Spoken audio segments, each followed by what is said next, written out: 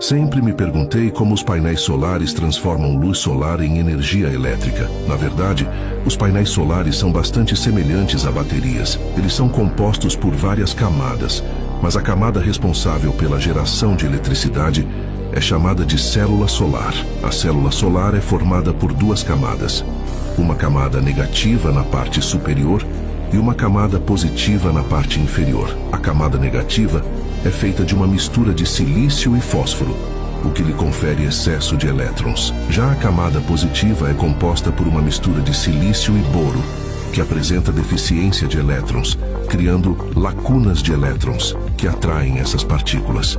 Quando juntamos as camadas positiva e negativa, os elétrons próximos à região de contato preenchem essas lacunas, formando uma nova área chamada de zona de depleção.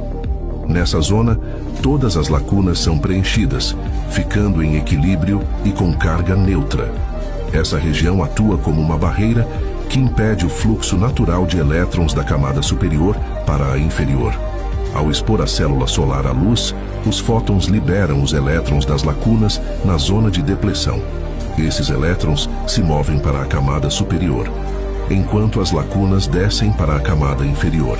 Assim, a camada superior acumula elétrons em excesso, enquanto a inferior concentra lacunas de elétrons. Quando conectamos essas duas camadas por um condutor, os elétrons fluem para preencher as lacunas da camada inferior, criando uma corrente elétrica contínua.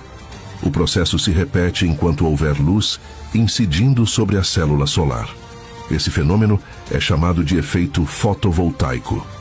As células solares são fixadas em uma base condutora, que funciona como o polo positivo, e barras condutoras no topo, que servem como o polo negativo.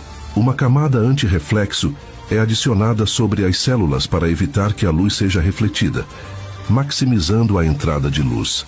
As células solares são organizadas em série dentro de um painel, e a quantidade de células por painel pode variar: 36, 60 ou 72 células, por exemplo. Sob condições normais de luz, cada célula solar gera cerca de 0,5 volts de corrente contínua. Assim, um painel com 36 células pode produzir 18 volts de corrente contínua. Para calcular a potência em watts, basta multiplicar a tensão pela corrente produzida.